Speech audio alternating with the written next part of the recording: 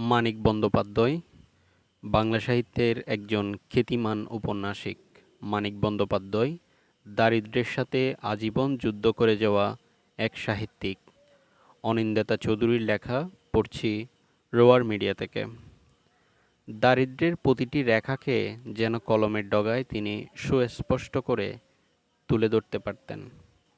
পদ্মা নদীর মাঝির কুবের, গণেশ, মালা কিংবা প্রাগৈতিহাসিকের বেকু পাছি দারিদ্র্যের সেই ভয়াল রূপ পাঠকদেরকে এতটুকু স্বস্তিতে থাকতে দেয় না। মানিক বন্দ্যোপাধ্যায়ের লেখনী জীবনকে সুন্দর মোড়কে মুড়িয়ে উপস্থাপন করে না, বরং সত্যিটাকে তার আসল চেহারায় দেখাতে চায় সবার চোখে আঙুল দিয়ে। হয়তো সে কারণেই তার কলমে উঠে এসেছিল, ঈশ্বর থাকেন ওই ভদ্রপল্লীতে, এখানে তাহাকে খুঁজে পাওয়া যাইবে না। জীবনের শেষ প্রান্তে এসে ক্লান্ত শ্রান্ত এই সাহিত্যযোদ্ধা বলতে বাধ্য হয়েছিলেন, দেখো, দুটি ডাল ভাতের সংস্থান না রেখে বাংলাদেশে কেউ যেন সাহিত্য করতে না যায়। ঠিকই তো, শুধু কি সাহিত্যে পেট ভরে? এই সমাজে সৃজনশিল্পীদের নেই কোনো জীবনের নিশ্চয়তা, আর ওদিকে শিল্পপতির ঘরে অর্থের গলিত পচা ভাণ্ডার। এই সত্যটিকে মানিক তার সমগ্র জীবন দিয়ে বুঝিয়েছিলেন। মারা যাবার পর রাশি রাশি ফুলের ভারে নুঞ্জ হয় তার মৃতের দেহখানা, কিন্তু বেঁচে থাকতে দিনের পর দিন ক্ষুধার তাড়না তাড়া করে ফেরে থাকে। সাহিত্যিকদেরও তাই দেখতে হয় বাণিজ্যের হাতছানি, রাখতে হয় বাণিজ্যিক আবদার। বিত্ত না থাকলে, অর্থনৈতিক নিরাপত্তা না থাকলে একজন সাহিত্যিক শুধুমাত্র কলমের জোরে কতটুকুই বা টিকে থাকতে পারেন বা টিকিয়ে রাখতে পারেন নিজের সৃষ্টিকে? এই প্রশ্নটির উত্তর যেন জানা অজানা বহু সাহিত্যিকের কণ্ঠ হয়ে শেষমেশ বলে গিয়েছেন তিনি। বিহারের দুমকা নামের একটি শহরে 1908 খ্রিস্টাব্দের 19 মে জন্মগ্রহণ করেন মানিক বন্দ্যোপাধ্যায়। বাবা হরিহর বন্দ্যোপাধ্যায় এবং মা নিরুদা সুন্দরী দেবী। 14 ভাই বোনের মধ্যে তিনি ছিলেন অষ্টম।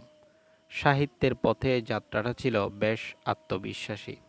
সাফল্যের খবর যেন জেনেই এসেছিলেন, এই পথে তাকে চলতে হবে আজীবন। প্রথম ছাপা গল্প অতসী মামি ও এই অবিশ্বাসীরই ফসল। কলকাতার প্রেসিডেন্সি কলেজে অনার্সে পড়ার সময় এক বন্ধুর সাথে আরেকটা চ্যালেঞ্জ ধরেই যেন লিখেছিলেন গল্পটি। বিচিত্রা পত্রিকায় ছাপা হয়েছিল সেটি। প্রথম দিকের ভালো ফলাফল থাকলেও পরে আর পড়াশোনায় মন ছিল না। সে তো অনেকেরই থাকে না, কিন্তু মন নেই বলে দুম করে ছেড়ে দেওয়ার মতো সাহস অনেকেই দেখান না।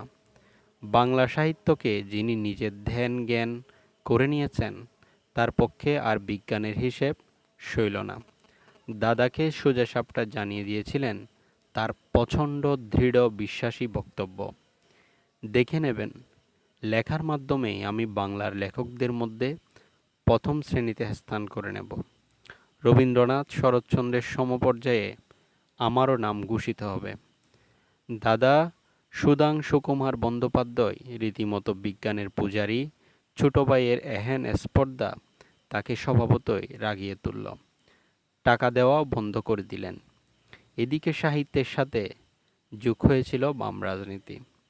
বিশ্বযুদ্ধ পরবর্তী সময়ে ক্লান্ত রিক্ত পৃথিবীতে বিপ্লবী ধারার লেখনী উপহার দেওয়া সাহিত্যিকদের মধ্যে একজন ছিলেন মানিক বন্দ্যোপাধ্যায়। মধ্যবিত্ত কপট জীবন ও আচরণ, বুকবাদকে আঁকড়ে ধরার মোহময় প্রবণতা, শ্রমিক শ্রেণীর শ্রান্ত দেহের পুষ্টিহীনতা, এসবকে আশ্রয় করে তখন মানিকের কলম চলতে থাকে। তার রাজনৈতিক ও ব্যক্তিগত মতাদর্শ শক্তিশালী শব্দমালার মধ্য দিয়ে ফুটে ওঠে। বাস্তবতার বাস্তব চেহারা নিয়ে সমূলে আঘাত করতে থাকে পাঠকের বিবেকে। 1944 সালে ভারতীয় কমিউনিস্ট পার্টিতে যোগ দিয়েছিলেন তিনি। সাহিত্যেও এর প্রভাব লক্ষণীয়। পুতুল নাচের ইতিকথা উপন্যাসটি লিখতে প্রায় 4 বা 5 বছর সময় নিয়েছিলেন। এটি তার অন্যতম এক মাস্টারপিস। পুতুল নাচের ইতিকথা ও পদ্মা নদীর মাঝি অনেকগুলো ভাষায় অনূদিত হয়েছে। তার মৃত্যুর পরে প্রকাশ পায় মাঝির ছেলে শান্তিলতা, মানিক বন্দ্যোপাধ্যায়ের কবিতা, লেখকের কথা, অপ্রকাশিত মানিক বন্দ্যোপাধ্যায় ও চিঠিপত্রের সংকলন। বাঁশি বাজাতে খুব ভালোবাসতেন। যখন তখন বাঁশি নিয়ে বেরিয়ে পড়তেন। কোনো খবরই পাওয়া যেত না। থাকতো না তার ঘরে ফেরার কোনো তাড়া। তার এই বাঁশি প্রীতির দেখা মেলে প্রথম গল্প অতসীমামিতেই। নদীও খুব ভালোবাসতেন। নদীর সাথে তাকে ঘিরে গড়ে ওঠা জনবসতির সাথে মানিক অনুভব করতেন এক আত্মিক বন্ধন। মাঝি জেলের সাথে গল্পে মজে থাকতেন, খাওয়া দাওয়াও করতেন তাদের সাথে। সেই আত্মীয়তা থেকেই সৃষ্টি করেছিলেন তার সবচাইতে জনপ্রিয় রচনা পদ্মা নদীর মাঝি। তার লেখায় মার্কসিজম, ফ্রয়েডিজম বেশ প্রভাব রাখত। এই দুই মতবাদের মিশেলে তিনি তার চরিত্রগুলো গড়তেন। শ্রেণী বৈষম্য ও যৌনতা তার লেখার পরিচিত উপাদান। কাহিনীর প্রয়োজনে অনেক রচনায় তিনি এই মতবাদগুলোর উপস্থাপনা করেছেন। জেলে পল্লীর উঁচু নিচু কিংবা কুবের কপিলার সম্পর্ক, চতুষ্কোণের রাজকুমার ও ষোড়শীর মধ্যকার আবেদনসহ আরও বহু জায়গায় তার মনস্তত্ত্বের এই দিকগুলো দেখা দিয়েছে। টিকুজির নাম ছিল অধরচন্দ্র বন্দ্যোপাধ্যায়। বাবা রেখেছিলেন প্রবোধ কুমার। কোনো নামই সময়ের ধূপে টিকল না। গায়ের রং কালো বলে সবাই ডাকত কালো মানিক বলে। সে থেকে তিনি নিজের নাম ছেঁটে নিলেন মানিক। প্রথম গল্প ছাপার সময় থেকেই তিনি নিজেকে এ নামে পরিচয় দিয়ে এসেছেন এবং এ নামেই বাংলা সাহিত্যের জগতে ভাস্বর হয়ে রয়েছেন। এক সময়ের কুস্তি লড়া এবং পাড়ার মাস্তানকে কাবু করা ডাকাবুকো শরীরটাকে ক্ষয়ে যেতে লাগলো যেন। একদিকে দারিদ্র্য আর একদিকে রাজনীতি ও সাহিত্যের প্রতি তুমুল সাধনা, একসাথে সবকিছু যেন সইতে পারেনি তার শরীর। মৃগী রোগ দেখা দিল। প্রায়ই ভুগতেন। 1938 সালে তার বিয়ে হয়েছিল কমলা দেবীর সঙ্গে। স্ত্রীকে ডাকতেন ডলি বলে।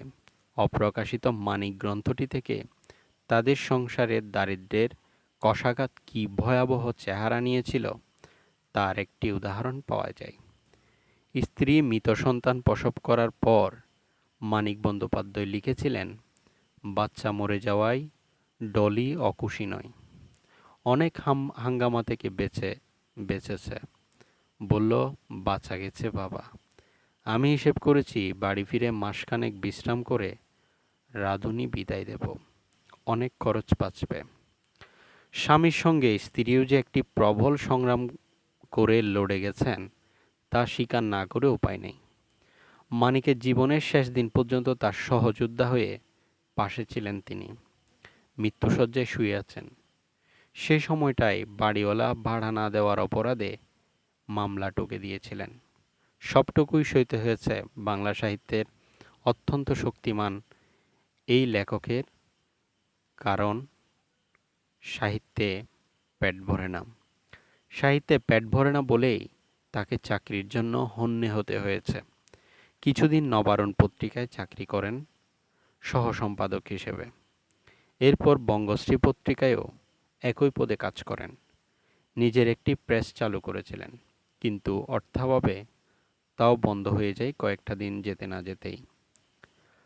দীর্ঘদিন রোগে ভুগেছেন। শেষমেশ 1956 সালের 3রা ডিসেম্বর মৃত্যুর আগমনের মাধ্যমে সকল ভোগান্তির অবসান ঘটে। শেষ কদিন তার সাথে ছিলেন আরেক সাহিত্যিক দীপেন্দ্রনাথ বন্দ্যোপাধ্যায়। তিনি তার সেদিনের স্মৃতিচারণের মানিকের জীবন মৃত্যুর এক সত্য ও নির্মম ছবি তুলে ধরেছেন। পালঙ্ক শুদ্ধ ধরাধরি করে যখন ট্রাকে তোলা হয়, তখন একটা চোখ খোলা, একটা বন্ধ। শরীরের উপর রক্ত পতাকা বিছিয়ে দেওয়া হয়েছে, তার উপরে ফুল। মুখটুকু বাদে সমস্ত শরীরটাকে ফুলে আর ফুলে ছেয়ে গেছে। উপচে পড়ছে দুপাশে। মাথা এবং পায়ের কাছে দেশনেতা এবং সাহিত্যিক, সামনে পেছনে দুই পাশে বহু মানুষ, সর্বস্তরের মানুষ। মোড়ে মোড়ে ভিড়, সিটি কলেজের সামনে মাথার অরণ্য। কিন্তু কিন্তু কাল কেউ ছিল না, কিছু ছিল না। জীবনে জীবনে এত ফুলও তিনি পাননি।